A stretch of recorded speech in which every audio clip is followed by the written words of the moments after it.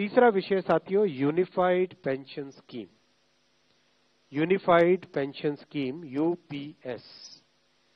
आप सब जानते हैं साथियों कि सरकारी कर्मचारी देश भर में सामान्य नागरिकों की सेवा करते हैं, चाहे शिक्षक हो, स्वास्थ्य डॉक्टर्स हो, नर्सेज हो, सफाई कर्मचारी हो, पुलिस हो, रेलवे के कर्मचारी हो, डाक सेवा के कर्मचारी हो, कृषि वगैरह में हर एक फील्ड में सरकारी कर्मचारी देश भर में सेवा करते हैं और उस सेवा से समाज की एक व्यवस्था चलती है।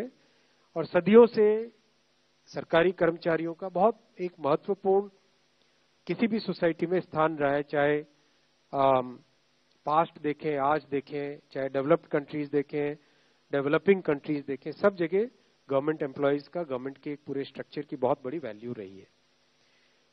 सरकारी कर्मचारियों की सामाजिक सुरक्षा, सोशल सिक्योरिटी से रिलेटेड मैटर्स हमेशा से उठते आए हैं और समय समय पे बहुत अच्छे निर्णय भी लिए गए। खासकर जो सेवानिवृत्ति यानी रिटायरमेंट या सुपर एन्युएशन जिसको कहते हैं टेक्निकली, सुपर एन्युएशन के बाद में पेंशन जो मिलती है वो सामाजिक सुरक्षा का बहुत बड़ा एक महत्वपूर्ण उसका पिलर है, उसका बहुत बड़ा एक महत्वपूर्ण भाग है।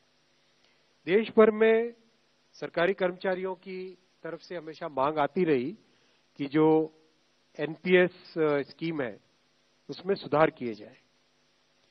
सुधार के लिए एक कमेटी बनाई थी माननीय प्रधानमंत्री श्री नरेंद्र मोदी जी ने अप्रैल 2023 में।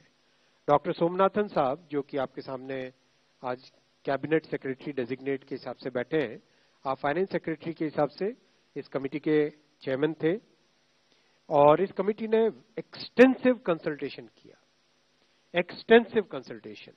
100 से ज्यादा एम्प्लॉयज यूनियंस एसोसिएशंस के साथ कमेटी ने डिस्कशंस किए, कई मीटिंग्स हुई, कई राज्यों के साथ, करीब करीब सारे ही राज्यों के साथ इस कमेटी ने इंटरेक्शन किया।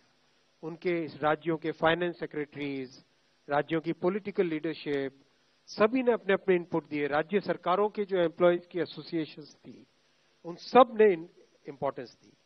तो जिस सीरियसनेस के साथ प्रधानमंत्री श्री नरेंद्र मोदी जी ने इस विषय को लिया, आप सब जानते हैं कि मोदी जी के काम करने की शैली में और विपक्ष में एक बहुत बड़ा डिफरेंस है। विपक्ष में केवल एक मुद्दा रख देना, केवल एक घोषणा कर देना, कुछ अनाउंसमेंट्स कर देना, वो उनकी शैली है। मोदी जी की शैली है हमेशा जो मुद्दा है उसको सीरियसली लो, उसको डिटेल में समझो, उस पर जितना पॉसिबल है कंसल्टेशन करो और उस कंसल्टेशन से निकल के जो देश हित में, जनहित में,